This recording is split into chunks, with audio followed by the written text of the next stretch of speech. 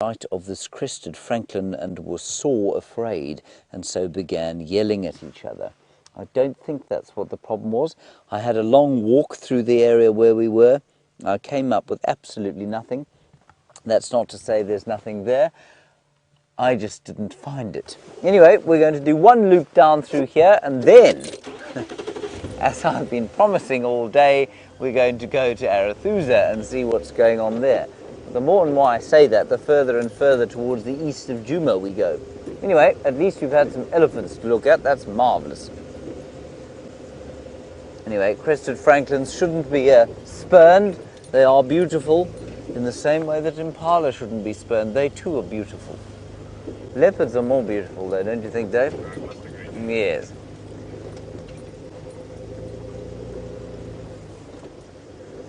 Hello, Roger in Tampa. A very good question from you. You say, would a python startle the animals? Yeah, no, Roger, it would definitely, especially a monkey. But monkeys, if they spot a python, well, they actually have different calls for pythons and for aerial or bird predators, and for things like leopards, which are terrestrial predators. I can't tell the difference between the two, and I challenge anybody who says that they can. But these guys were sitting in the tree and looking down at the ground. Yeah, it could have been a python. It's possible. And certainly given the response of the Nyala to it, yeah, it's certainly possible. I just had the idea of Karula simply because she did come into this, well, in theory she came into this area last night. But I've seen no tracks of her, so yeah. Shall we go with python? Then I don't feel quite so incompetent. Okay, Roger, yes, it was definitely a python. Absolutely, that's what the monkeys were shouting at. Completely, very sure it was a python. Thank you, Roger. You offered me a way out there. So we'll just drive to the top of this road and turn around and go down Leadwood Road one last time, on the off chance that the python pitches up on the road. It'd be good to see a python. I've yet to see a python on Safari Live. They are wonderful, wonderful creatures. We had a python, we borrowed one from the Wildlife College. That's what we, and for our TV show. Whoops. That's one of those things that if you're not really in control of your emotions, can really cause you to say a nasty, nasty word. But because I'm so in control of my emotions, I won't say any nasty words. For 3 kilograms when it's born, minute little thing. Yeah, up to 16 kilos. I don't think quite as big as that for this one.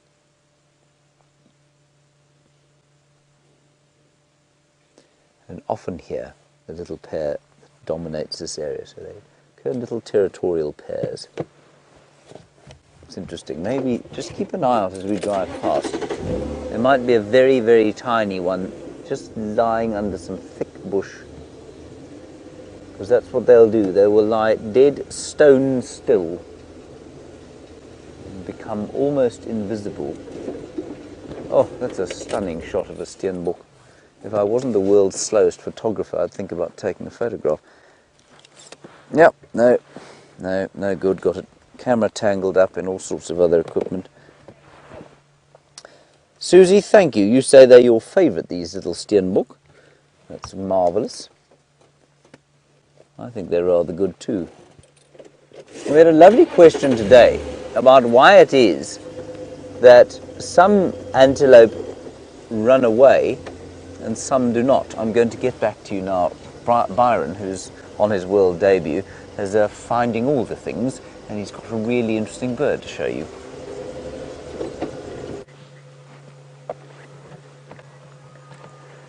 Well, look what we have managed to find. Remember I mentioned that I could hear a very deep sound coming from the thicket behind us. Brian and I have been searching for quite a while, and we have found the Verreaux's eagle owl, also used to be known as the giant eagle owl. Fantastic. It is so wonderful to be able to see a large owl like this. This is the largest owl in the area.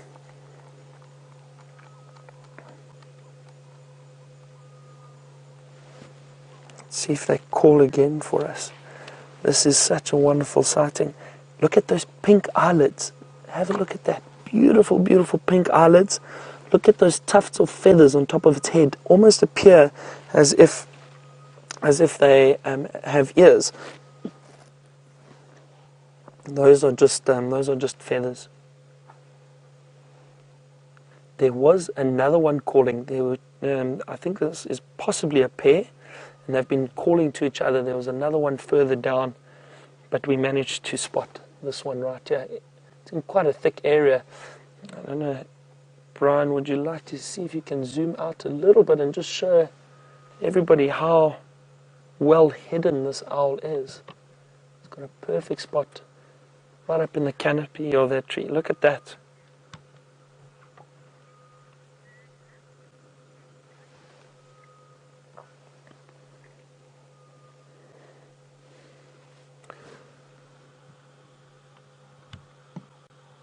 James Richard just sent through a question. I didn't get the last bit of that. If you could maybe just send it again, please, James Richard. So James Richard has asked if I keep a bird list. James, I do. I really do enjoy birding, and I do keep a list. However, I have not tallied up my list for about 5 months, so I'm not too sure what I'm sitting on at the moment. But again, it's only Southern Africa really. So, and I am not a twitcher in terms of I wouldn't necessarily go to a specific area just to see a handful of birds. If I'm in the area and I have my binoculars, I will go out and go birding and see what I can find. But I do really enjoy birding, and I do keep a list.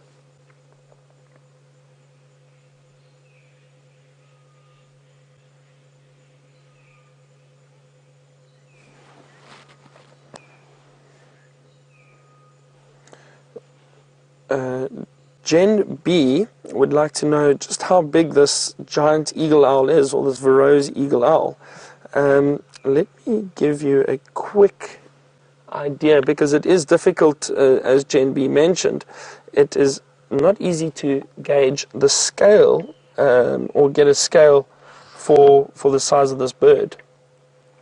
Let me see if I can just find the exact. Let me see if I can find the exact size for you quickly. So about 62 centimeters. So if you, size-wise, 62 centimeters is very large for an owl. So a regular ruler is about 30 centimeters. Can you see that? 30 centimeters. So this owl, if he was sitting on my lap, is probably, about the height of my torso and my head. About 62 centimeters. That's very large for an owl. So very, very big. And they're over 2 kilograms in weight. So heavy bird, big bird. And it's fantastic to be able to see one, especially during the day like this. We've got great light. We can still see it clearly. They have stopped calling, unfortunately. They, I think perhaps they're a little camera shy, but again, look at that beautiful face. Those pink eyelids closed, just resting. And in the evenings, these owls will definitely fly out of the camera. Oh, yeah, I just saw the other one fly off. The other one was not too far from us, and they...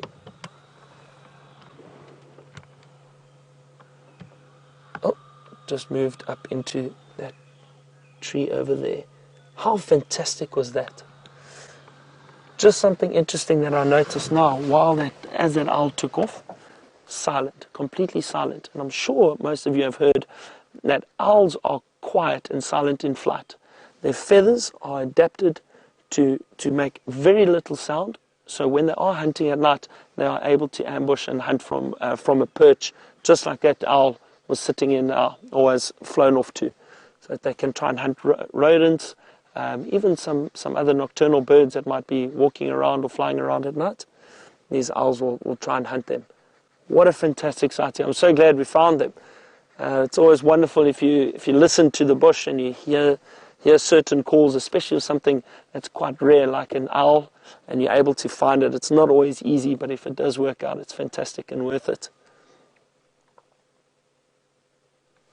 That was great. Trying to see, it's still sitting there. Oh.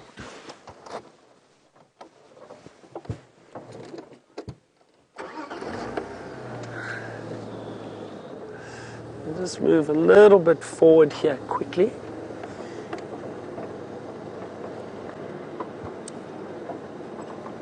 I think we should be able to get the owl again through here. It's just sitting up at the top there. Brian, would you like to see if you can have a look? You can see the shape of it. Can you see that silhouette? Have a look. There we go, in the center of the screen, and there's the owl. Here we go. Fantastic. The one honey badger turned and ran back towards the wild dog that was chasing it and stood its ground. And what it did is it makes like a rattling noise as an aggressive sound. What it did was it started making the sound and running at each wild dog as they try to get close to it. The honey badgers also have a chemical defense, a spray. It's not that different from a skunk. It's just not as pungent as a skunk, but it is quite a strong smell. And predators don't like getting that on them. And this honey badger just turned and ran at these wild dogs one by one for about 3 minutes. And eventually the wild dog couldn't even get close to it. They said, well, they didn't say, but I think they thought this is not worth it. This honey badger means business. We're not gonna be lucky here. And the wild dog turned and ran off. And the honey badger turned and went and met up with its partner that it was with, or the two of them, and then just moved off and disappeared into the thicket. But I've heard of many stories of how tenacious and aggressive honey badgers can be, and that was a perfect example. Just not afraid of them, decided it's been chased enough, turned around, chased the wild dog off and carried on. It was fantastic. It was really one of my highlights, I think, was seeing that. Look at that beautiful bit of sunlight just catching the eagle owl.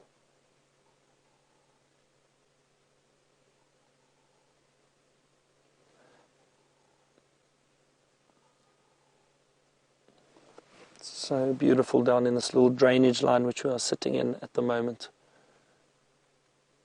And it's great. And it's great to be able to see this bird. Really, really very happy about that. Well, I think, why don't we leave these owls now? Let them rest, not disturb them anymore. They seem comfortable, but let's leave them. I think, why don't we go get an update from James about those alarm calls, if he had any further luck, or see what else he has for us.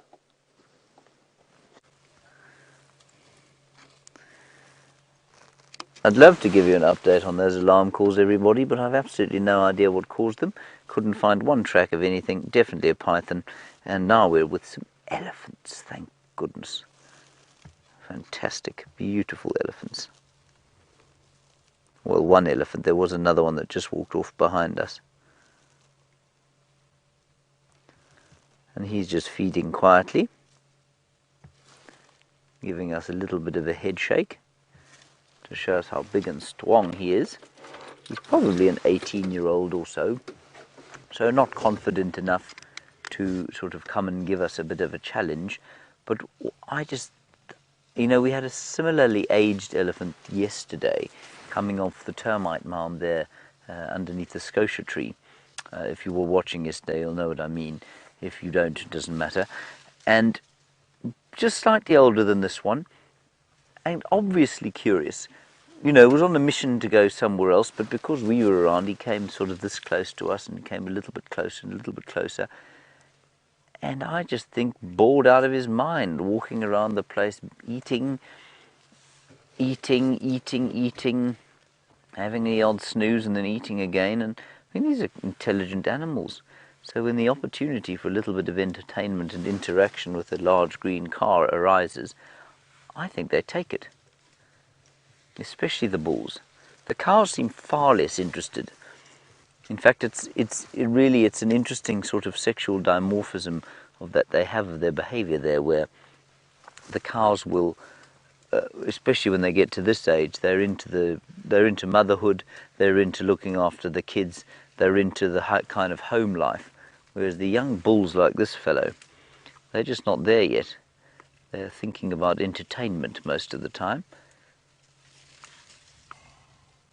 and obviously relieving the gas from their cecums, the cecum being the hindgut from which that elephant just flatulated. Wonderful. Did you notice that, David? Mm-hmm. And of course, if you're going to eat vegetables all the time, and you have a whole lot of bacteria helping you digest those vegetables, well, you're going to produce quite a lot of gas. And you know that the cattle kept in the world apparently produce more methane, more greenhouse gas than do all of the vehicles, all the cars. Constantly belching. And the elephant comes out the other end because it's a hindgut fermenter.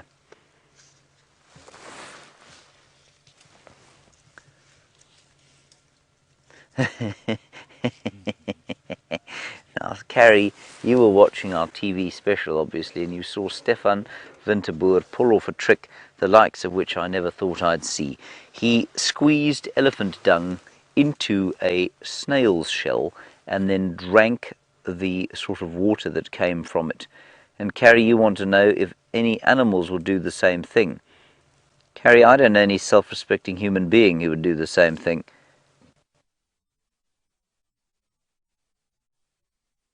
But I do know that animals do absolutely eat. They do certainly eat. They certainly eat elephant dung. Hippo will eat elephant dung. Normally when it's dry, though. Normally not when it's wet like that. So I don't think they do it for the water.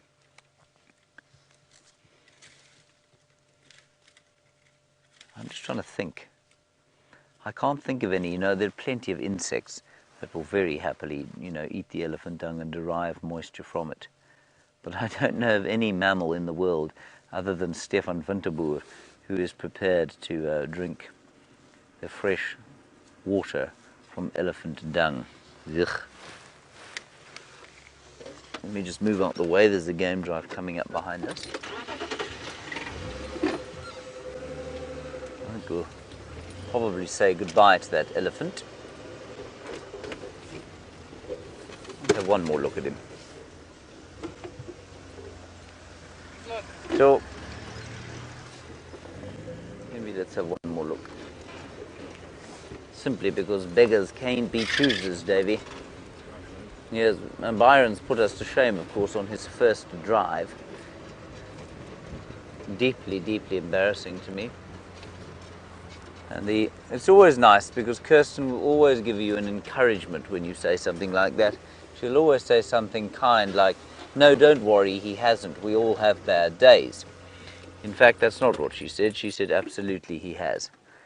I tell you what, you've got to have a very thick skin to live in this place. Of course, when she finds a brown house snake in her bed tonight, well, then we'll see who's laughing.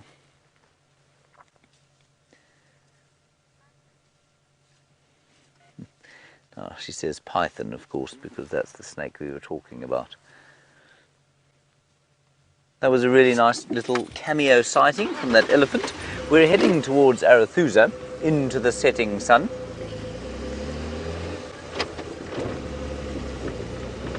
Kim, that's a nice name. You want to see the sunset? We can certainly, and we're actually in a pretty good place. I'm just going to pull slightly onto Djuma again, and then we'll get a really nice view of where the sun's going down.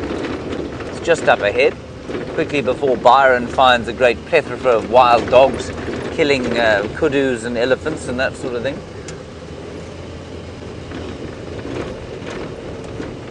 There's a little road up here, and we'll get an incredible view over the Drakensberg, Kim. I even take a photograph. I haven't taken a photograph of the sun for a long time. That chap who came past us looked like he knew something, so I'm wondering if he's heading towards a spectacular sight.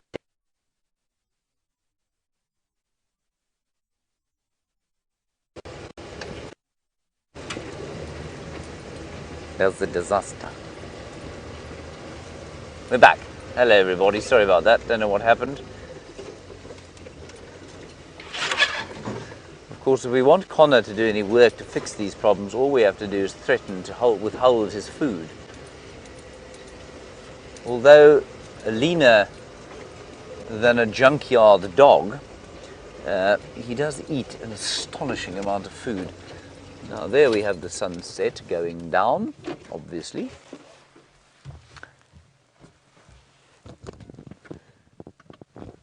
And the mountains are obscured by haze and cloud in the background, but Kim, there you have a magnificent view of our wonderful African sun.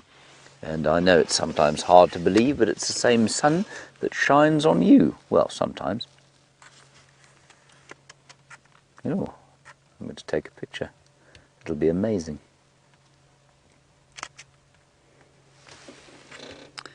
I'll show it to David. David is he's quite a severe critic of my photography, I must confess to you. So I'm a bit nervous to show it to him, but we'll see what he says.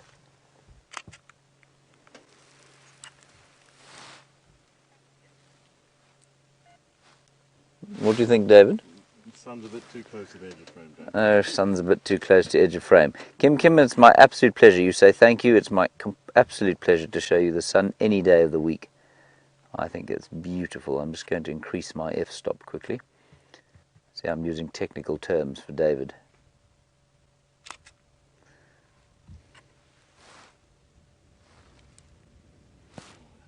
Oh, there we go. Now he's being kind, unlike Kirsten McLennan-Smith, who's been very nasty all afternoon. Okay, let's head to Arathusa. I've been saying that like a stuck record for some time now. This time I really mean it.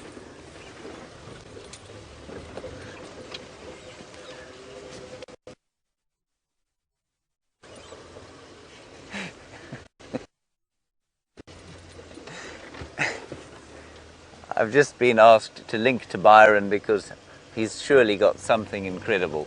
Go and find out what that is.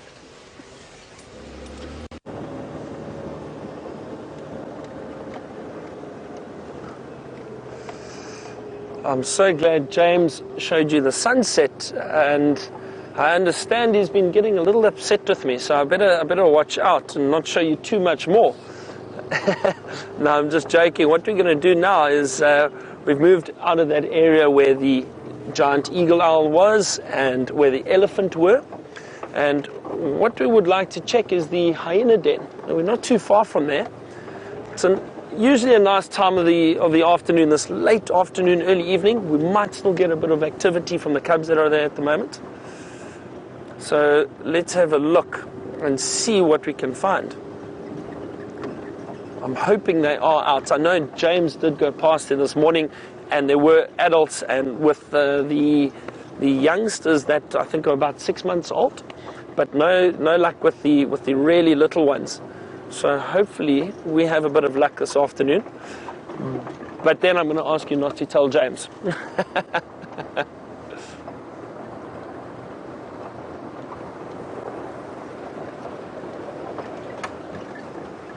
So Aaron has asked, who's all the way in New Zealand, Aaron has asked what made me decide to become a safari guide. Good question. So Aaron, I grew up, so I'm from South Africa, born and bred, and grew up going on safaris with my family.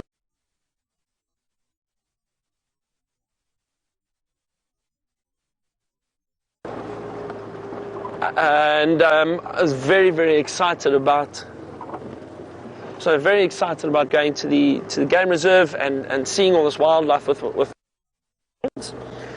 And as I grew older, I started to get more and more interested, and eventually after school, as any young person, I wasn't too sure what I'd like to do with my life. So I tried a few things, and eventually I thought, let me just have a look at what this guiding and what the bush has to offer.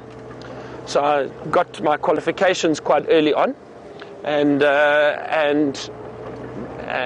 then I was very fortunate. I was offered a position at Londolozi Game Reserve. That's, as I said, where I met James, who did, I'd say, more in-depth training from the beginning while I was there.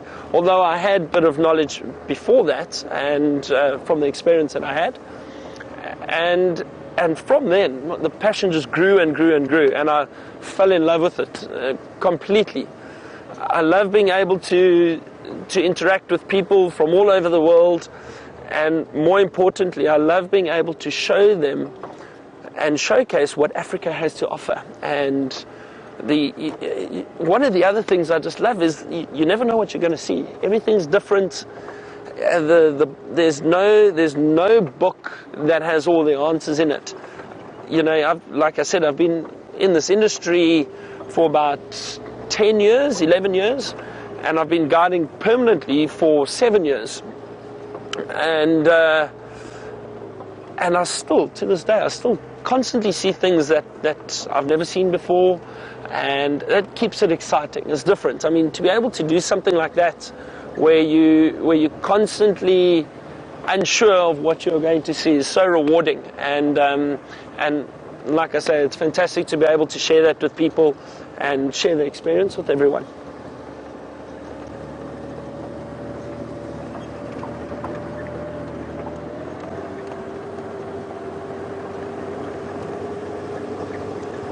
Still heading off towards that hyena den. While we're on our way there, why don't you go and meet up with James and see what he has. Hopefully he's found something else to show you, so that he's not too grumpy by the time we get back to the lodge.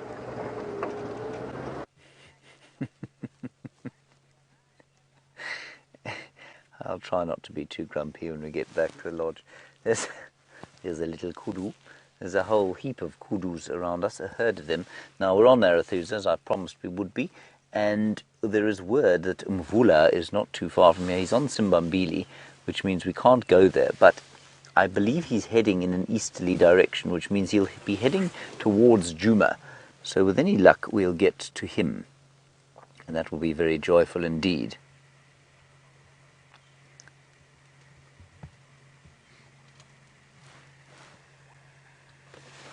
There's also lion around, but also at the same place. Beautiful kudu, this one, looking at us. Look at her.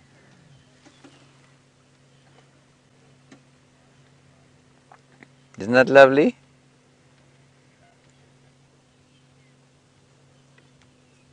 Beautiful.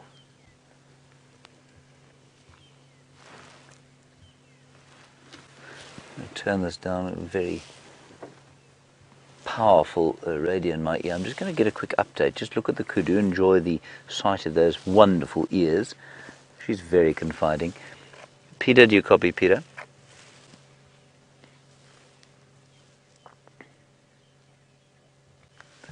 Sorry, last station, I can copy you. Won't you just give me the location of the Mvula sighting again, please?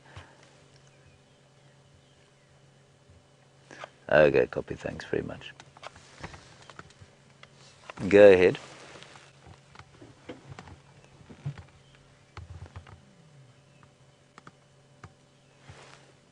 Sorry, double transmission there. Sorry guys, I'm just trying to figure out what's going on here. Okay, let's carry on. So Mvula is at One-Eye Pan, which is just, I have been there by mistake a few times, so we won't go there on purpose.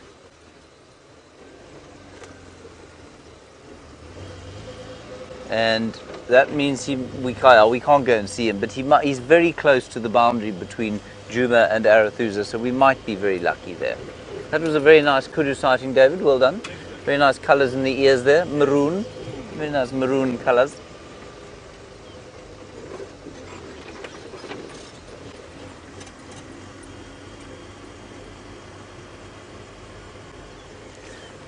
Aqua, that's very cool. You say you've abandoned your bird list and you're starting to keep a leopard list, and so far you have 15 leopards, including cubs. I'm going to try and name them. I'm assuming you've got Karula, George and Charlotte. You've probably watched the TV special, so you've got Shadow and Sandile, and I'm going to I'm going to call Shadow's daughter Zara. You can figure out why I'm calling her Zara. So that's 6. You've probably got Tingana. You've probably got Nkanyeni. The 15 leopards is a lot of leopards. Maybe Nkanyeni's 2 cubs. Maybe Tandi, Mvula, Gajima. Maybe. Who else? Oh yes, Quarantine. And maybe Kunyuma. But those are the only 15 that I can think of. Still very impressive. Aqua, tell me if I've got any wrong there. Maybe they're not only safari live leopards.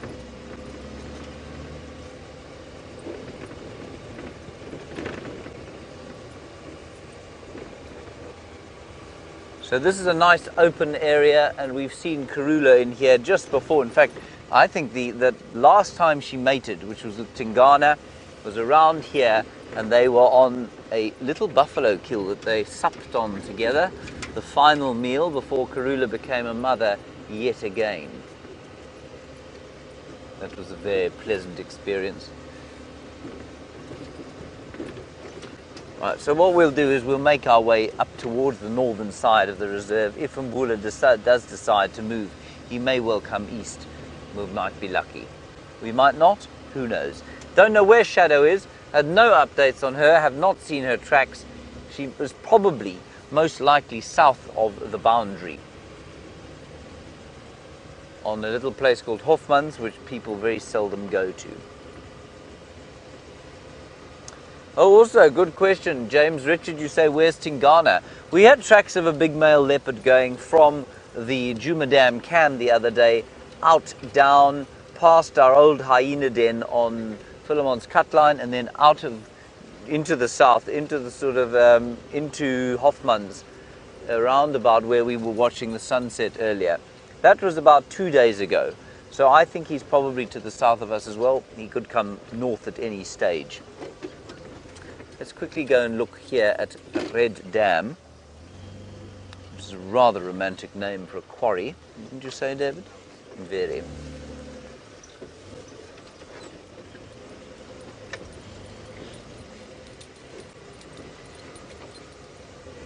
Ah, and Whitney and Rocky Knight, you say, did I mention the Anderson male? I did not, so he could be. Although we've only ever seen him once live, I think we've only ever seen him once live. You could also have had the late Kwatile. She also could have made an appearance on your list. That would be 17.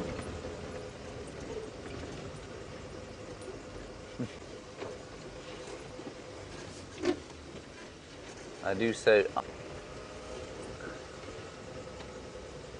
Only safari live leopards, so I think we probably had the list there. Gee whiz, I think that's really impressive, Aqua. I suppose you have been watching for a while. Still, I hope we'll be able to add to that list. I'm not sure with whom we'll add to it, but Anderson, I suppose, would be a good addition. As would a bit more time with Shadow and her little one. We could also have seen Shiluva. Yes, that's right. And Sakani as well. Thank you, Judy H. That's 19 possibles. So you've got 4 more to go so far.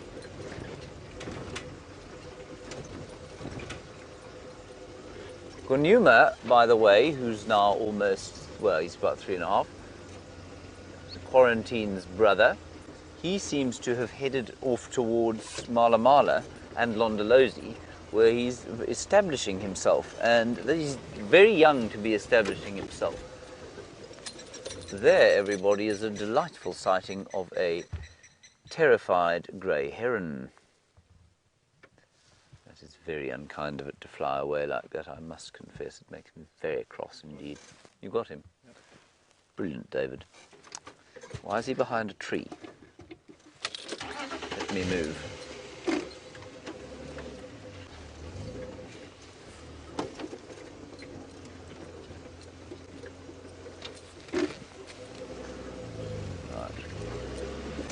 We're still going to head north. Just check the water here and we'll turn around and carry on up that way just in case the buller gets going.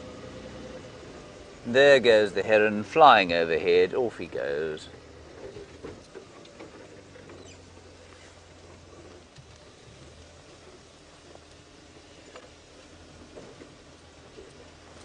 We have a question from someone called Chunky Maggot. Oh, not nugget. Oh, that's much better. So not chunky fly larvae. No, nugget, as in pleasant thing. Okay, right. Chunky nugget. Very good. Very good. You want to know what the largest bird we get here is? Chunky nugget. The largest bird possible to get here is an ostrich. Of course, we get them on Cheetah Plains, the world's largest bird. I'm not sure that you were thinking of that sort of bird. You're probably thinking more along the lines of a standard issue bird. The next biggest would probably be a Cape vulture, which can weigh in at up to 15 kilograms, which is about, well, 40 pounds or so. So that's an enormous bird. And then if you're really lucky, you might see a Corey bustard, which can grow up to 19 kilograms, which I've never seen them here. But they, in theory, they would occur here. So it looks like an enormous sort of ground-dwelling bird, but they can fly. So those would be the two biggest. And the wingspan of the Cape vulture, I guess, would be about 2.5 meters. Let me check that for you while we're driving, because it really is. I mean, 2.5 meters is about 7.5 feet. Let me just quickly check. V for vulture. Search vulture.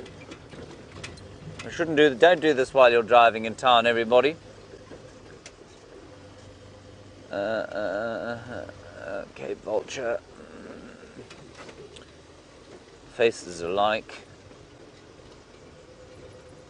It doesn't say, you know. Yes, it does. Wingspan 2.5 meters, 2.5 meters. So that's really impressive. Almost 8 feet.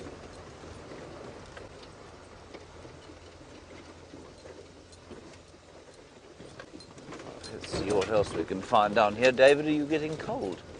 David is putting on his scarf, everyone. It is amazing how the temperature drops as soon as the sun pops below the horizon. My luck continues to shower down on us all. Yes. Amy, a very nice question from you. You say you haven't seen any giraffe lately, nor have I, clearly. And you say, do they migrate for the winter? No, they don't, Amy. They don't migrate. But they do move. They're nomadic. They're not. They hardly have a home range. They definitely are not territorial at all. There was some seen on Buffelshoek today, around one of the water holes, but they don't migrate. They will move from area to area, and one of the reasons for that is that they choose often acacia trees like this big knobthorn that we're driving past now, and because of that, the knobthorns they talk to each other. They produce a pheromone, and that pheromone, well, the first thing they do if they're bitten and if they're eaten from is increase the amount of tannin in the leaves. Then they produce a pheromone which other trees of the same species will pick up on. And so even if they're not being attacked, they too will increase the pheromone, the tannin levels in the leaves. So what happens is that you eventually have an area where all the leaves are almost inedible as the giraffe has moved around. And that's why you'll never see a giraffe going from tree to tree. And I suspect that their nomadic nature is brought on... sorry, just listening there. To an update on Mvula. And so you can imagine that their nomadic nature is probably driven by the fact that they make the trees in an area completely unpalatable. They must go somewhere else, eat for a while, and then they'll come back into an area. I think that's probably what happens.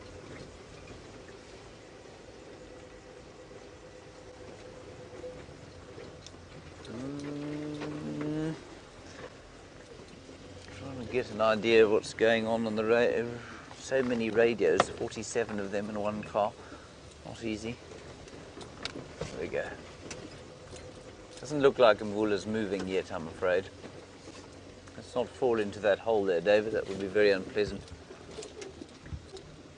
I like how I handed responsibility for that over to you, despite the fact that you have absolutely no power to control it or not.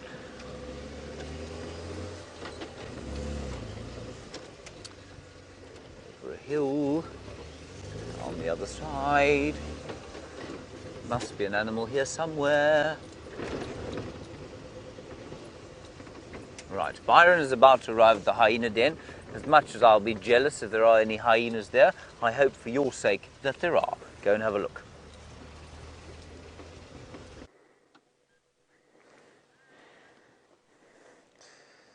James, you are correct. We have got hyena here.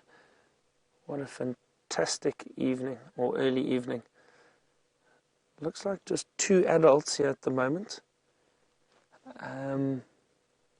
I've had a look at the den, and I don't see any sign of the young cubs.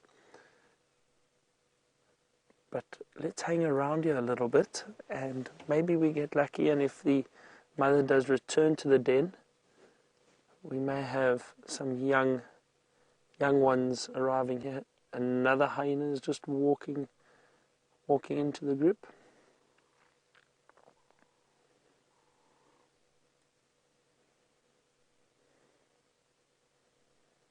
They are amazing animals. Just have a look at the size of that neck and the head.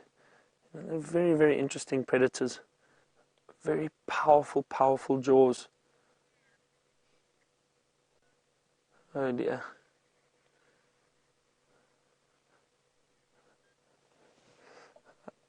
I see it looks like 2 of the young ones, the 6-month-old cubs. Yeah, there we go. They're just arriving.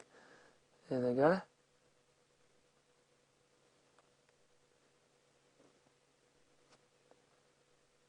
Fantastic. They're amazing animals. There's always interaction between the hyena. At least we're getting some movement from these adults now. Maybe we're lucky and they go towards the den and we get a sight of the young ones. Just wait and see if they do head towards there. Then I'll try and move a little bit closer. That one is moving off in that direction now.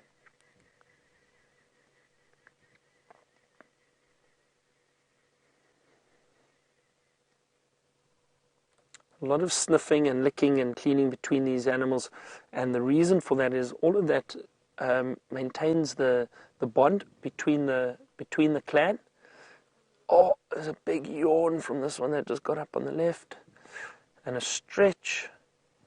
So that sniffing, cleaning, a lot of the predators do it with the young. They maintain the bond. They get used to each other's scent. I'm going to move. I can just hear the other adult making a bit of a noise at the den. Let's go have a look there quickly. Just do not want to drive in this hyena dung on the left here. That will not smell very pleasant. Excuse me, sorry. There we go. The head's right in the den there. So let's see if we're lucky.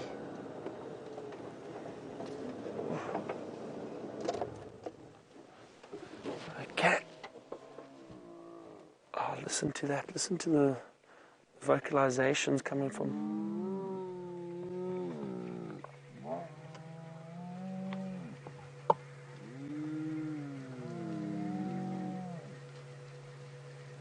Very interesting behavior, and I am guessing that they are possibly calling the cubs. And let's see if they do come out or if there's any sign of them.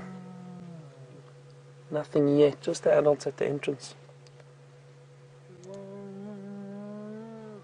See again, sniffing and smelling each other even within the adults.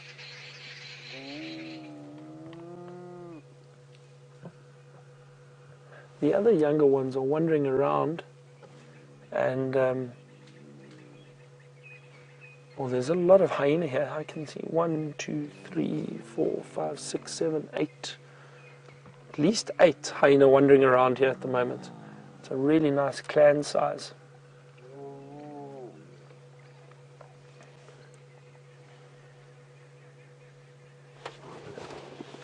Give me 2 seconds. I just want to try and move a little bit further for us.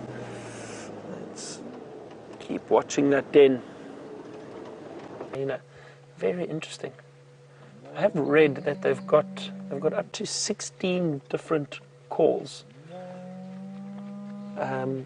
Some people have said that they have recorded more. So it'd be interesting, and maybe one of our viewers could try and look it up and let me know what a general consensus is on the amount of calls that a hyena has.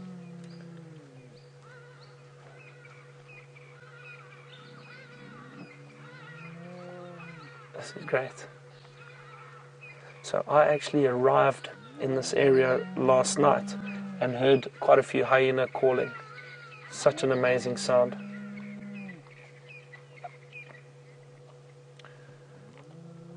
So JJ has asked a question about the clan size and what the biggest clan is that I have seen.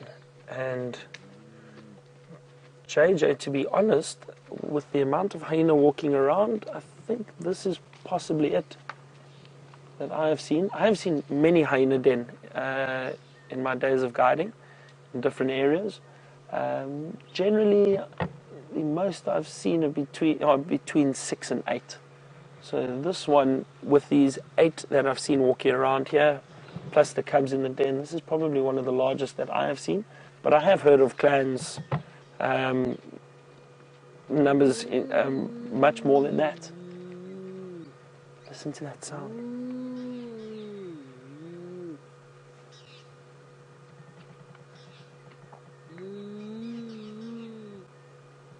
I hope you can all hear that. It's not a full call. They do that whooping sound when they do territorial calling or general communication amongst the clans. And they've also got that laugh, and in some areas people refer to them as the laughing hyena. But this is the spotted hyena. The laughing hyena is more an excited call when they are around a kill or a carcass, and they get very excited and they cackle. Or it's a very strange sound.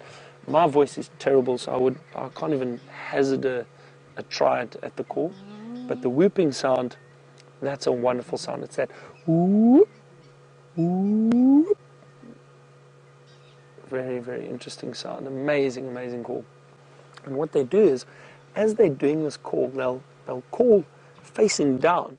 So what it does is it causes the sound to bounce off the ground and hopefully travel further and carry that sound a little bit further.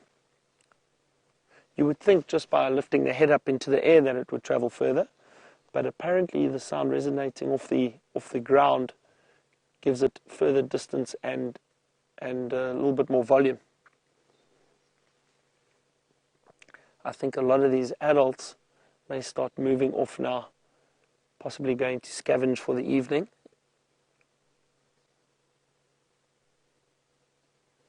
Those youngsters might follow the adults for a little bit, but may just hang around in this area. They're a lot more comfortable now at that age, moving a little bit further away from the den. The cubs will still stay in the den. They're still very young from my understanding, still completely black, and as they get a bit older, their coat starts to change, like those youngsters that we just saw.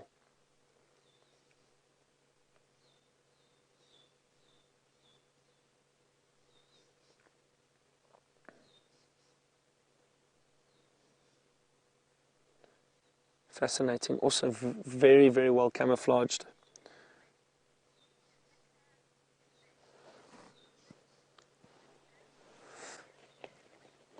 So Mia from Illinois has asked a question about whether the clan will split if the numbers get too big. It's an interesting question, Mia, and The answer is yes. Clans can split at times. Usually with the hyena, depending on the clan size, but within a hyena clan, it's a matriarchal society. I think James touched on it this morning too, but for those of you who missed that, matriarchal society is when a clan or herd of animals is run by the female, by a dominant female. So hyena are one of the animals that is very strong, and that is the case. Females control the clan. The females are much larger and more dominant than the males. So the males do tend to keep their distance away from a clan. Within a society like this and within a clan, the queen female or the dominant female, she will allow a beta female or another female within the clan to give birth to cubs if the clan is quite large. Generally, though, it is the alpha female that gives birth, but she will allow it, and it does occur where you might have 2 or 3 females giving birth at different stages to different cubs, and between 1 and 3 cubs generally. Then it can occur where the clan reaches a stage where it becomes too big, and perhaps there's a little bit of tension between the adult females, and they may split. And usually it's based on food availability, water, or if they change dens. They do change dens quite regularly, and they may have a few dens that they use. I know last time I was here, which was last year, there was another den that we saw, and I'm assuming that den could still be used. But in that case, yes, they can split and they can form smaller clans, which are maybe a little bit easier to manage. So I hope that answers your question, Mia. Thank you. See how these youngsters are very, very curious. Often come wandering up to the vehicles, come sniffing around. This little one just to the side of that tree. It's a great time of the day now, getting a lot of activity from them. We're not going to stay at the den for too long because as we start losing light, we also want to be sensitive. You know, they have got young cubs, so we don't want to disturb them too much if they are around or wandering around while the cubs are in there alone. But there's still a lot of activity. There's all these youngsters lying around, walking about. Another adult still just moved behind the termite mound, and I could still see 1 or 2 adults moving just off in through the thicket. So they are still around.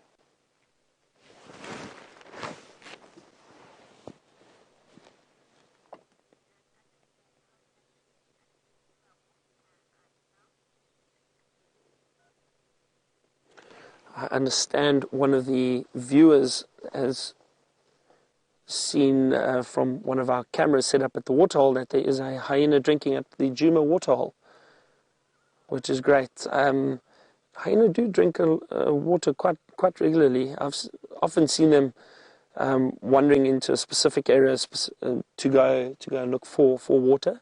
And what they often do is they go and put their whole body in the waterhole and lie in the water for a short period of time while they are drinking, and then continue on their way again, even in winter, which is quite strange behavior.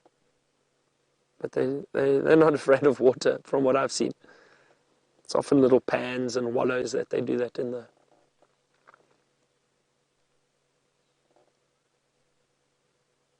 Little one just relaxing there.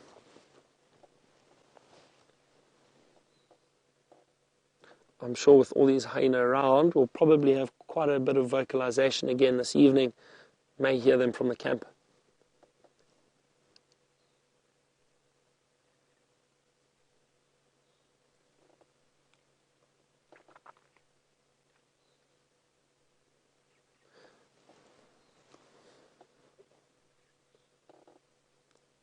It's been a wonderful afternoon for us. There's been so much activity.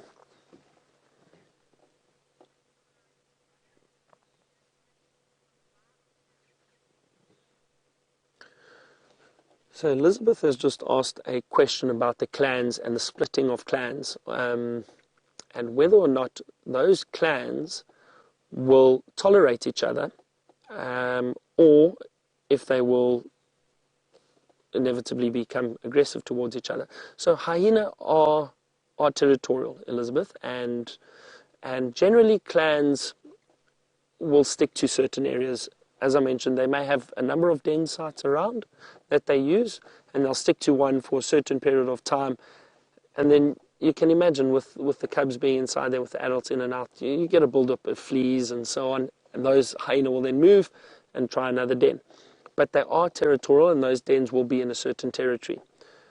I have seen incredible rivalry between clans and fights break out between clans. Again, it's a dominance thing, so if there's perhaps a female challenging for dominance or trying to drive off another female, then they can gang up on each other and fight. And these clan fights or clan wars can be brutal at times. A hyena, watching them like this now, they don't look too aggressive. But you need to remember how powerful those jaws are. These hyena have the most powerful jaws out of any predator in this area. They've got incredible crushing power. And I've seen hyena attack and bite and tear at each other. It's not pleasant to see, but again, it is part of nature. But yes, there's definitely rivalry between clans. In terms of clans that have split up from one clan, I do still think that once they have split and moved into different territories, if they do meet up, there is still competition with each other, and that I think that that rivalry will still be quite strong within those clans.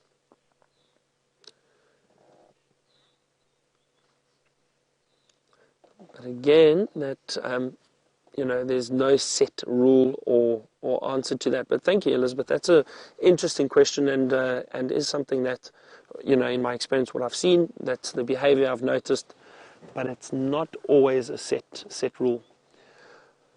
It's now getting a bit dark, so we're going to leave these hyena, let them rest for the evening. Those adults have moved off, probably going to scavenge.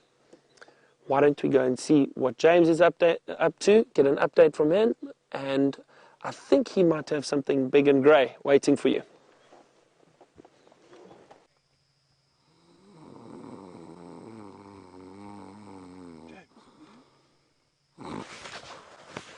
Hello, everybody. Oh, sorry, it was just so long. There's an elephant, a very large one over there. Now we're still waiting kind of where you left us, actually. And the reason we stopped here was because of these elephants. That big bull was sort of coming through the bushes out.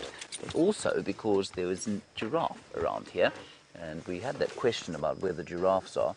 Let's just wait for I think he may have wandered off through there, unfortunately. But there is a giraffe around here. So, Amy, there are giraffe around. Well, there was a giraffe around. It has gone. All right, let's go forward. We're not going to shine a light on any of the animals here. Oh. Sure. I had to start the car. It played a funny joke on me and didn't start. Ha ha ha. Now, the giraffe was here not a minute ago. Oh, that's a pity. Anyway, it was just one fella on his own. Oh, there he is. He's up ahead there. We'll leave the ellies because it's just getting a bit dark for them. There we go. You see him, Dave? Ah, there. We won't shine on him. And Mvula, I'm afraid, has stayed in exactly the same place that he is. They've got Mvula there. They've got a herd of buffalo. They've also got 2 lionesses in the same position. Oh, look at his horn. Oh, bad luck. He now knows he's on TV, so he's a bit embarrassed about his mangled right horn. And listen to that, the sound of summer. You can hear some cicadas calling. Utterly bizarre for this time of the year.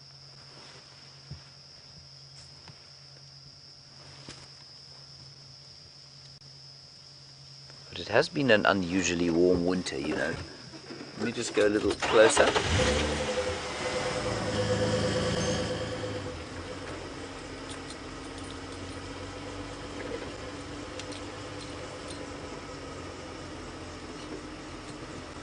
Just go around the corner here. He might be kind enough to stop and let us look at him. Hello.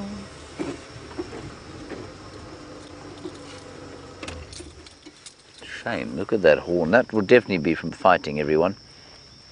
It's a good lesson to those who are considering fighting over ladies, but it does look awful, doesn't it? Got a nasty wound.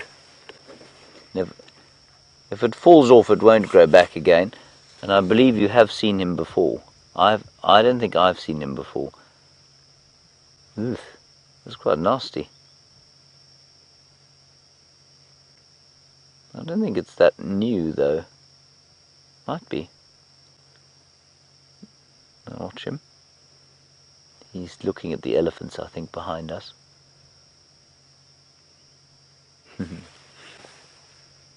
Now, I was just reading about giraffe while you were away, actually. I had it's a long time to have a bit of a read up about giraffe. And I found out that what they do, Amy, you were asking about them, they don't eat. Apparently they eat sort of half the amount that a browser or grazer of similar size would eat normally. And that's because they're quite selective about which shoots they eat. They'll eat sort of fresh twigs as well as just the leaves. And they have such an incredibly efficient digestive system that they will eat half the amount of equivalent animals or animals of equivalent size, which I think is quite amazing. And so they don't have to, like the elephants, sort of devour everything in their wake.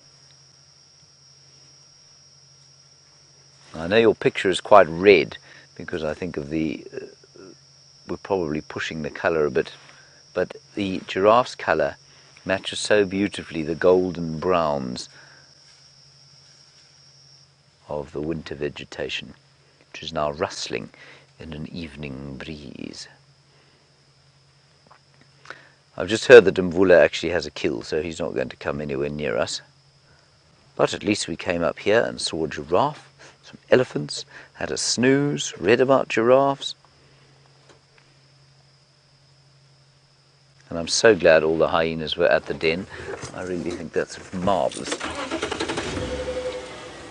So I was a little worried when we went there today that maybe only, a few of them had come across.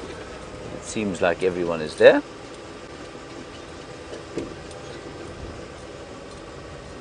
It's suddenly got quite dark, hasn't it, David? I suppose that does happen at night time. Alright, we're going to leave this fellow. It is getting a bit dark and I don't want to shine a light on him. Maybe one last view. Yeah, this new camera is pretty good with this stuff.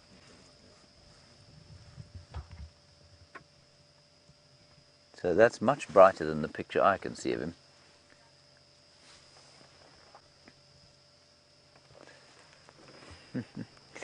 Donna, this is a question I've actually thought of quite often myself. You say, do I think that giraffe get headaches or horn aches? Yes, I imagine they do, and I imagine that the bashing of heads and the clashing of heads that they have with other bull giraffe almost unquestionably must give them a headache.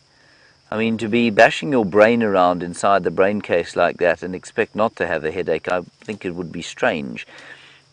So, yeah, I'm sure they get headaches. I wonder if they also, I know I get a headache if I haven't drunk enough water. I wonder if they get those sorts of headaches. They certainly don't have to drink water, giraffe. They've got really efficient with that sort of thing. Oh, look at those wonderful eyebrows. Eyelashes, sorry. Isn't that wonderful? Oh, I think that's so cool.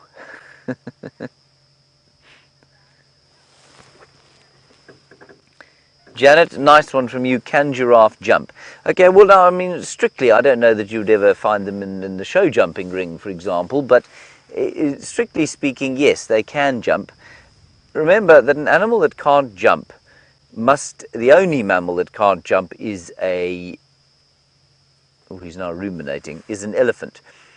And if you can run, okay, now you remember running. I don't know if you still run, maybe you still run. And if you run, you leave the ground, right? You don't. There's always a time at which, or only one foot is in contact with the ground, then it isn't, and then you're sort of flying through the air, and then the next foot is in contact with the ground. That's jumping. You're basically jumping. And an elephant can't do that. It power walks. It must keep some of its legs on the ground all the time.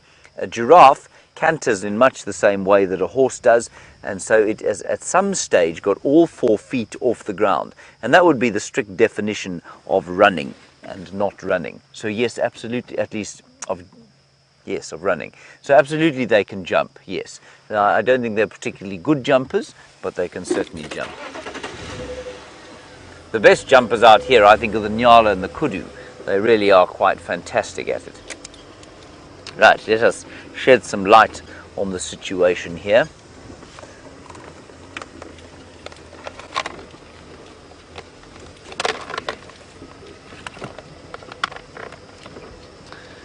Mia, nice one from you about whether or not I think this giraffe will fight with that broken horn. Mia, I think that it will.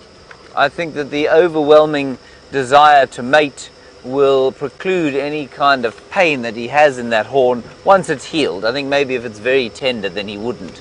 But I think most of the time, yes, absolutely, he would fight, and I don't think he'd think twice about it. Animals don't tend to worry too much about the pain that they go through. They're not like us. Very, very brave when it comes to that sort of thing.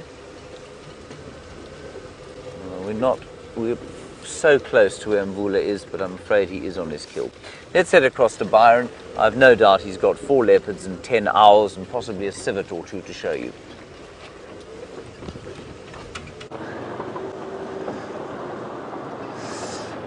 I'm sorry to disappoint you, but no leopards, owls or civets.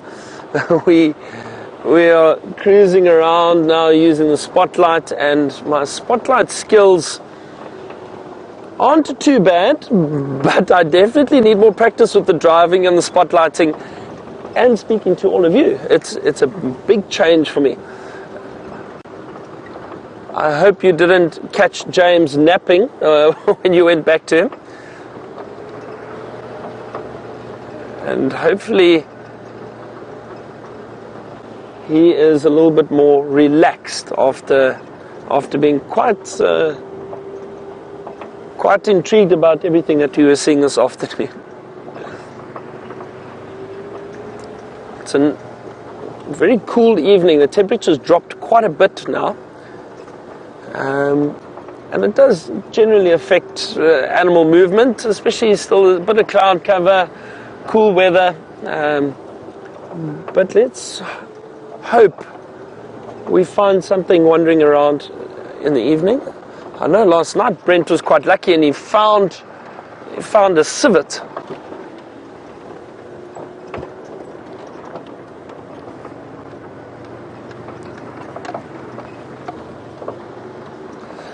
James Richard has just asked a question about tracking, and he would like to know if I enjoy tracking and what animal I enjoy tracking. So, James Richard, I think tracking is wonderful. It really is. It's a great experience. It's fantastic to do. You're walking through the bush. You don't really know when you're going to bump into the animal that you are tracking, and especially with the more experience you have. I think telling whether or not the tracks are very fresh just helps you be more alert and aware of where the animal is. In terms of my favorite animal to track, I'm trying to think. It's always exciting for me to track a leopard. I think because a leopard is so elusive, and there's a beautiful Nat.Geo that just took off from the road. But difficult to see. Let's see. Often they land again. No, it's moved off. Oh, there it is. I don't want to shine the spotlight on it too long, but let's see if you can have a look at that little Nat.Geo. Can you see it there? Look at that camouflage. There it goes. Fantastic. A beautiful Nat.Geo, nocturnal bird. And what it's doing is it's flying onto the road. Hopefully the road has kept a bit of the warmth from the day. And you might have insects coming onto the road in the evenings or sitting on the road. Those nightjars will be looking for those insects and trying to catch them. They've got very big eyes, especially because they are nocturnal, so they can see a lot better. I didn't want to shine on it too long, and I shined just off of it. Because of those big eyes, their eyes are quite sensitive, but you saw it flew away quite easily. But lovely to see it. You could see that camouflage. Incredible. James Richard, sorry, getting back to your question about the animals I like to track. So as I was saying, leopard, definitely a leopard, because they are so elusive, they're very clever, and if they don't want to be seen, you're not going to see them. It doesn't matter how much tracking you do. I mean, I've tracked leopards for quite a few years in different areas, and occasionally you get lucky and you'll track for 20 minutes and find a leopard. Other times you can track for 3 hours and not find anything. So it all depends. But I would say that's one of my favorites and definitely very exciting. Gets the adrenaline going a little bit. Quite a few little bats flying around, I see. There's one.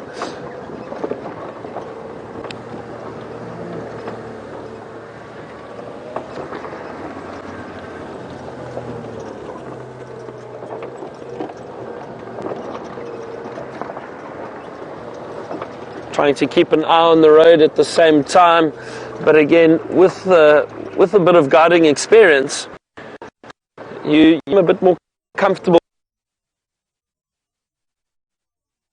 with animals and hopefully staying on the road. But I'm sure Brian will give me a heads up from behind if I drift off the road. Thank you, Brian. That will definitely alert me. Well, we've had such a wonderful afternoon, starting with those waterbuck and the hippo and the impala, and then that herd of elephant. That was definitely a highlight for me this afternoon, spending time with those elephants so close to us, completely comfortable and happy with us being with them. That was fantastic. And seeing that little calf go and rest for a short while, that is very unusual. And great to see, and just shows you how comfortable they were with us being around them. And then, of course, that giant eagle owl was a really great sighting, not something you see every day, especially during the afternoon like that. They can hide very well. As you saw, they disappeared into the canopy of those trees. Unless you hear them calling, you're not necessarily going to see them very easily.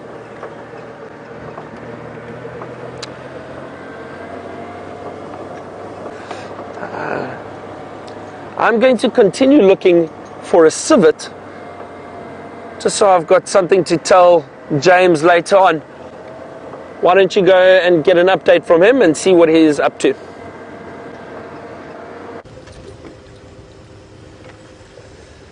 I'm trying a new spotlight technique, everybody. This is called the helicopter.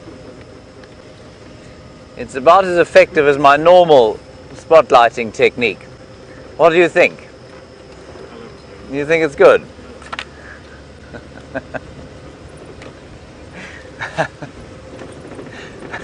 Some days you find yourself so very amusing. I think I've spotted something, believe it or not. The final control has gone radio silent, so they clearly think I'm not vaguely amusing there. If you look at the top of this bushel, David, not there, that one, no, that one, yeah, that little white patch. Won't you bang in the zoom there? I think that's one of those rain locusts. It is. Ha ha! Wow. Look at that. No, it's not a leaf. It's a leaf. Well done, everybody. It's a leaf. I was about to be so proud of myself that I'd spotted a rain locust with the helicopter spotlight technique, and I found a leaf. Well done, James. What a sterling effort you've made this evening. Fantastic. A for effort. Well, that's very kind. That's the first kind thing Kirsten's ever said in her life, I think. Anyway, let's head down the road and see if we can't find a bush maybe. She said it wasn't kindness, it was pity. That makes me feel so much better. Oh, there is something quite interesting actually. See that, Dave? Growing in the top of the tree is another tree. And I suspect quite strongly that's a fig tree, everybody. The beginnings of a fig tree growing in a dead knobthorn. So although one might lament the death of this great giant of the bush, it is providing a home for another tree. That's fantastic. So that's a dead knobthorn, and I think in it a fig is growing. Very nice. I always find finding trees very easy, you see, because they don't move. Therefore makes them far easier to find. Like that leaf, for example. Now we're going towards Sandy Patch, and perhaps in Sandy Patch we will find those jackals. Oh! Byron has found something else to show you.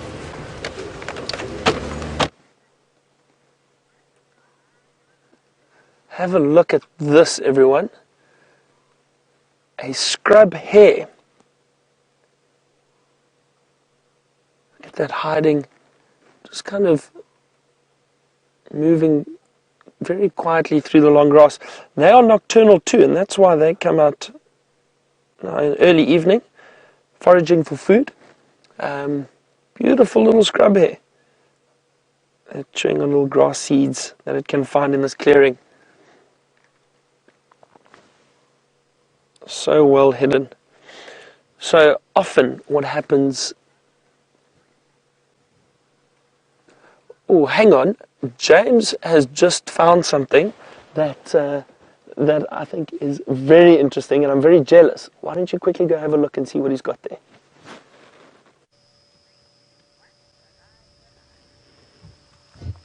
The helicopter technique is bearing fruit, everybody. I found a bush baby for you. A lesser bush baby. And it's just huddling about there in the tree. Now, we had a question today from one of the kids. Extremely astute kids they were, being from Johannesburg. And they said, why do elephants not have fur? Now, you may ask yourself the question, why is this great imbecile talking about this when we're looking at a bush baby? Well, if Byron doesn't find something else in the next 2 minutes, I'll tell you. The good reason, of course, is that a bush baby is exactly the opposite end of the scale from an elephant. It is tiny, only about, without the tail, probably only about 8 inches long, so very small, and they're active at night, which means that they're active during the coldest parts of the day, and that means that it's difficult for them to stay warm. They're very small, so they lose heat at an incredible speed. So if you heat up a ball that is the size of an elephant, or a ball made of the same thing that's the size of a bush baby, the ball that's the size of the bush baby will cool down almost infinitely faster than the ball the size of the elephant. And that means that if you're an elephant, you don't need to have insulation all over you, but if you're a bush baby, you've got to have thick, beautiful fur like that. And you've also got to be very conservational about your energy efforts. And so during the day, they go into this torpor, which is a kind of a sleep state. I know some people who go into torpor, but that's normally not a sleep state. And they go into a sort of tree well, they don't go into a sort of tree, they go into a tree hole, and there they drop their metabolism right down. And I think it's amazing. So you can catch them. If you find a bush baby nest in the middle of the day and they're all asleep, they can't move. If you pick them up, they can't move. So they've almost got to kind of wind up and get their metabolism going and allow their body temperature to come up to normal again. And then they start that incredible gummy bear jumping about the place.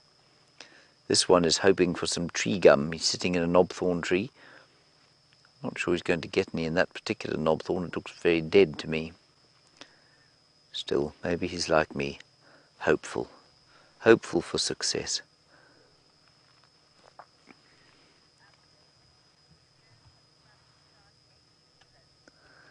Oh, wonderful. Thank you very much to you wonderful viewers who've decided to start keeping a leaf list on the basis of the fact that we spotted that leaf hanging in a tree. Thanks very much, everyone. We'll start a list of leaves not belonging to the trees in which they are hanging. That's a very good idea. I've no doubt that safaris taken looking for leaves that are in trees in which they did not grow will catch on and become the next viral sensation. Either that, or they'll be used by anaesthetists in order to put people to sleep before open heart surgery.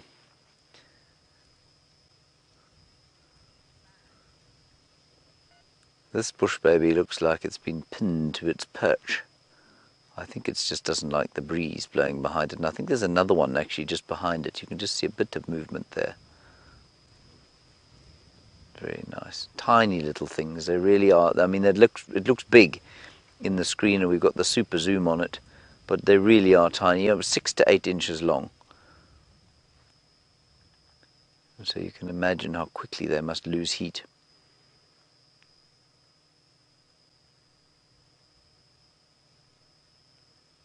Now it's just starting to kind of get active. They get active very slowly. He's having a bit of a yawn. See that? He's yawning. He's only just got up. All right, I think let's leave him there. Let's head down towards where the jackals might be. We're heading down towards Sandy Patch, which is where the jackals, the side-striped jackals that we've been seeing, they might be there. Although Byron will probably find them somewhere where he is. But we are going to link to Byron, but Byron has got nothing for once.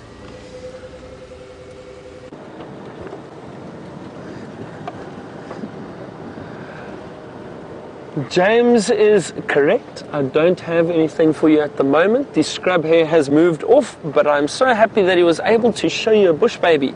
That's fantastic. They're tiny animals that move so quickly. To be able to catch a glimpse of one is really, really lucky. I understand he also found you a few leaves. No, I think he's just showing off. We're scanning the clearings a little bit. There's a bit of general game. So what happens in the evenings, you get most animals like to come up onto the clearing for safety. It's open, it's nice and clear for them to keep a lookout for any predators. So we've seen some impala, zebra, a buffalo, all heading up onto this clearing. We don't want to shine on them in the evenings. Their eyes are quite sensitive to the spotlights. So we generally try just give them their space, let them rest for the evening, and not disturb them too much with the spotlight. But it's very interesting how the animals know where to go for safety. It's incredible how these animals just have this instinct that they know up on these clearings they'll be able to stick closer together and warn each other. A lot of the time the animals will warn each other if there is any danger.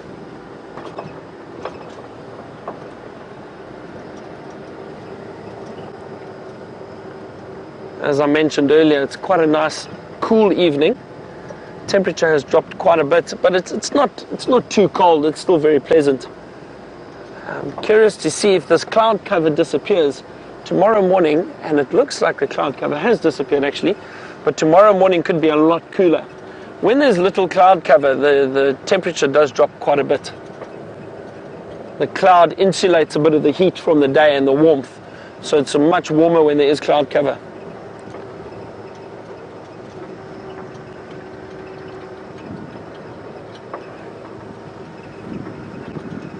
Some impala running through the thicket over there.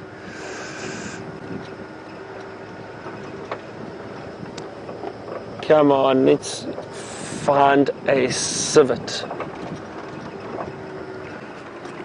Fortunately, I have a whole week with you, so we will be doing a lot more evening drives. Thank you so much for a wonderful afternoon. I hope you have all enjoyed it. Thank you to Brian that has been with me and helping me get around Djuma and the thumb.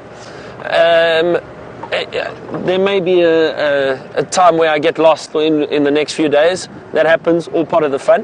Thank you to the ladies in FC, and thank you for all the questions this afternoon. It's been fantastic chatting to all of you, and I hope you've enjoyed it. We'll catch you tomorrow morning on the morning safari, on the sunrise safari. Have a wonderful evening. Why don't you go back to James and have him say good night and goodbye.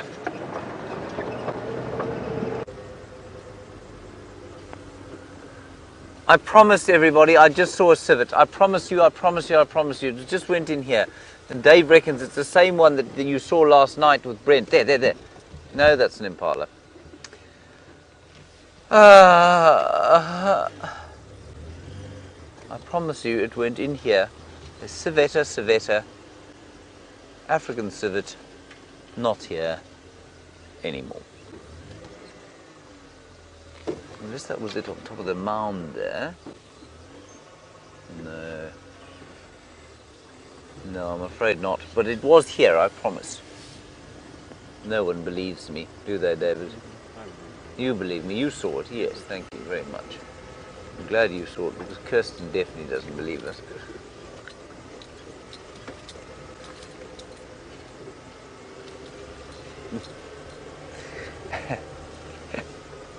Oh well, maybe we'll be lucky tomorrow morning.